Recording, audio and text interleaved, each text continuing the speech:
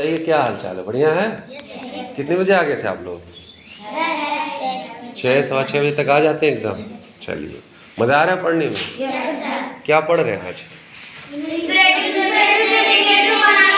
हाँ, imperative sentences को कैसे नेगेटिव में चेंज करते हैं ये आज हम लोग पढ़ रहे हैं। अभी तक हम लोग अफर्मेटिव से नेगेटिव पढ़ रहे थे, चेंज करना है ना। अब इम्परेटिव से नेगेटिव सेंटेंस कैसे कन्वर्ट करते हैं इम्परेटिव से नेगेटिव सेंटेंस में, उसको आज हम लोग पढ़ रहे हैं।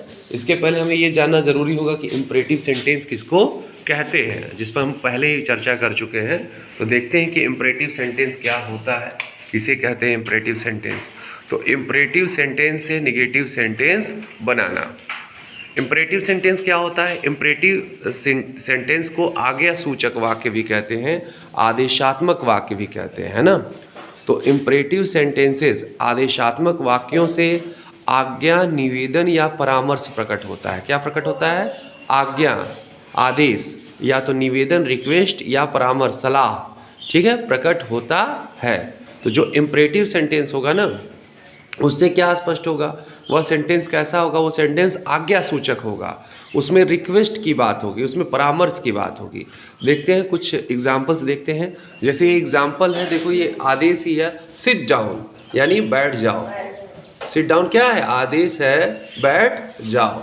फिर है एक एग्जाम्पल है, बी काइंड मतलब दयालु बनो। क्या बनो? दयालु बनो या दयालु हो, ठीक है।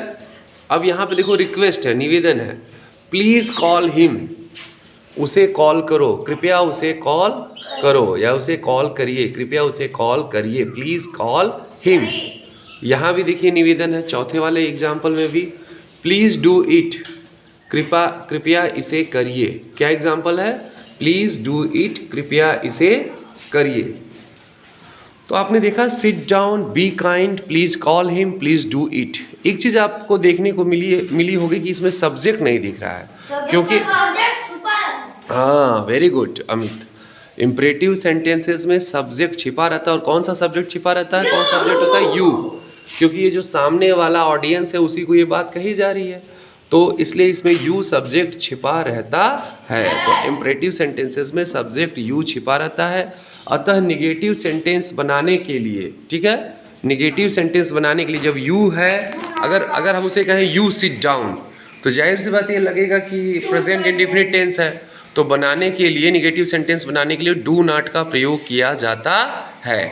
अगर इस सेंटेंस को कहा जाए यू सिट डाउन, तुम बैठ जाओ, तो ये सेंटेंस कैसा है?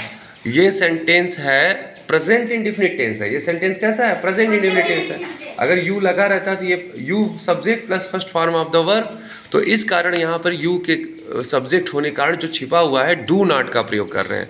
तो इम्परेटिव सेंटेंसेस में चूंकि सब्जेक्ट यू छिपा रहता है, सामने वाले को कहा जाता है, ऑडियंस को, सुनने वाले को कहा जाता है, अतः निगेटिव सेंटेंस बनाने के लिए डू नॉट का प्रयोग किया जाता है।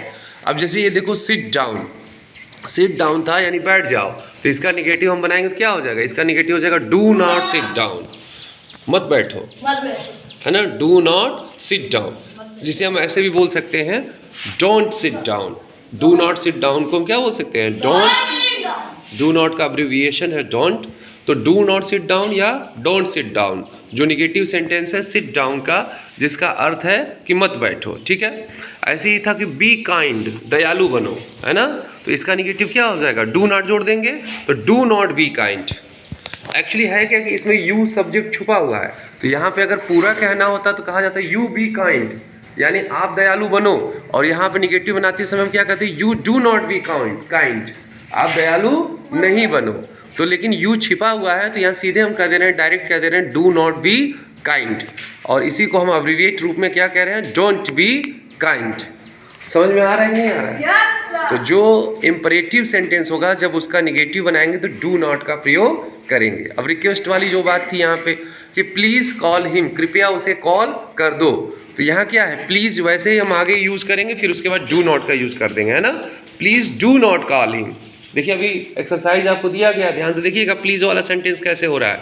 तो please do not call him, या इसी को हम कहेंगे प्लीज़ डोंट कॉल हिम। क्या कहेंगे? Please don't call him. या इसी को ऐसे भी हम कह सकते हैं, जैसे डू नॉट का आगे प्रयोग करना हो, प्लीज़ कॉल हिम का जो सेंटेंस था, कह सकते हैं डोंट कॉल हिम, फिर कामा लगाएंगे please, do not call him please. दोनों तरीका है ना। जब प्लीज़ कॉल हिम का हम निगेटिव बनाएंगे तो कॉल के आगे डू नॉट लगा दें, तो please do not call him, या do not call him please, दोनों तरीके से इसका निगेटिव बनाया जा सकता है। आ रही बात समझ में? तो please do not call him, है ना, प्लीज़ डोंट कॉल हिम या please do not call him. ठीक है, समझ आ रही बात? ऐसे ही करना होगा, है ना, कि please do not call him या do not call him please, जो रिक्वेस्ट वाला आएगा, है ना। अब देखो नीचे कुछ सेंटेंसेस दिए गए हैं आपको निगेटिव में चेंज करने के लिए, है ना। Change the following sentences to negative. जो नीचे दिए गए हैं सेंटेंस वो इम्परेटिव सेंटेंस है और उसको किस में चेंज करना है? निगेटिव में। अब जैसे यहाँ पे देखो ये दिया गया है गो अवे, तो क्या हो जाएगा इसका? डू नॉट गो अवे या डोंट गो अवे। फिर दिया गया है सिट डाउन, इसका क्या हो जाएगा? डू नॉट सिट डाउन या डोंट सिट डाउन। फिर है डू योर वर्क, इसका क्या हो जाएगा? डोंट डू योर वर्क, है ना। फिर ये है स्पीक द ट्रूथ, तो क्या हो जाएगा? Don't speak the truth. Have mercy upon us, मेरे हमारे ऊपर कृपया दया रखिए या दया बनाए रखिए। नहीं, ये रिक्वेस्ट वाला है बेटा, ये जो है रिक्वेस्ट वाला है, तो इसका क्या होगा? अब इसके में जो है हैव नॉट, है ना, have not mercy upon us please कह सकते हैं, या please have not mercy upon us. इसमें डू का प्रयोग, डू नॉट का प्रयोग नहीं करेंगे, ठीक है। या डू नॉट का प्रयोग करना होगा तो ऐसे करेंगे, please don't have mercy upon us, है ना। ये हैव यहाँ पे मेन वर्ब के रूप में यूज होगा, तो तब हम कहेंगे please don't have mercy upon us, तो ये हैव जो है मेन वर्ब के रूप में होगा। कॉल द सर्वेंट, क्या हो जाएगा? Do not call the servant. Open the door, तो क्या हो जाएगा इसका? Do not open the door. ऐसे ही ask him to go home, do not ask him to go home. फिर shut the door, do not shut the door. फिर close your eyes, तो क्या हो जाएगा? Do not close your eyes. फिर है प्लीज हेल्प मी, तो इसका क्या हो जाएगा? Please do not help me या do not help me please. फिर आ जाएगा stand up on the bench, तो क्या हो जाएगा? Don't stand up on the bench. Listen to me please, तो क्या हो जाएगा? Do not listen to me please या please do not listen to me. Be quick please, यानी तेजी से कार्य करो, ये कहा जा रहा है। बी क्विक प्लीज, देखो डोंट बी क्विक प्लीज या please don't be quick. Water these plants, इन पौधों को पानी दीजिए, है ना, तो डोंट वाटर दीज प्लांट्स, इन पौधों को पानी मत दीजिए। फिर है please solve the question, please do not solve the question. Easy था? यस सर, इजी था ना। जो आदेश वाले वाक्य थे जैसे सिट डाउन, बी काइंड, उसके हमने आगे डू नॉट का यूज कर दिया क्योंकि यू सब्जेक्ट छुपा हुआ था। और जो रिक्वेस्ट वाले थे जैसे please call him, please do it, उसमें हमने क्या किया? प्लीज के बाद डू नॉट का यूज किया, जैसे please do not call him या please do not do it. ठीक है, समझ आए बात? तो इम्परेटिव सेंटेंस कैसे होते हैं? आज्ञा, निवेदन या परामर्श वाले होते हैं।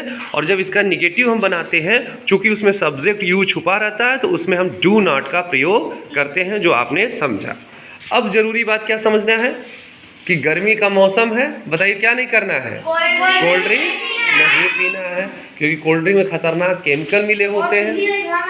क्या नहीं करना है? नहीं खाना है। हाँ, बर्फ अगर आप ज़्यादा यूज करेंगे तो तबीयत खराब हो सकती है। और क्या करना है? हाँ, वाटरमेलन, तरबूज, नींबू पानी, ककड़ी, खीरा, ये सब खाना है।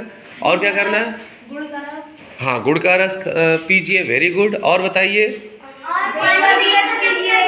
हाँ, पानी जो है बचाना है, फालतू पानी बर्बाद नहीं करना है। और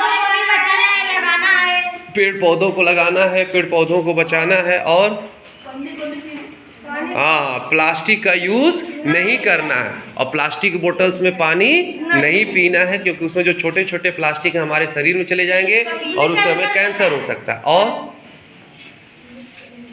पेड़ों को नहीं काटना। हाँ, पेड़ों को नहीं काटना। और बताइए? नदी को प्रदूषित नहीं करना है, नदियों में कचरा नहीं डालना है, ठीक है, क्योंकि नदियाँ जीवन दायिनी है, उन्हीं से हम पानी प्राप्त करते हैं। और क्या नहीं करना है? और प्लास्टिक कोई फेंकना नहीं है। हाँ, और सड़क पर बाईं तरफ से चलना है, एक के पीछे एक चलना है। और अगर गाड़ी पे है तो हेलमेट लगा के, साइकिल पे भी कोशिश करना है हेलमेट लगाकर चलना है, क्योंकि जीवन आपका अमूल्य है। इन बातों को अपने जीवन में लागू करना है। ठीक है, थैंक यू।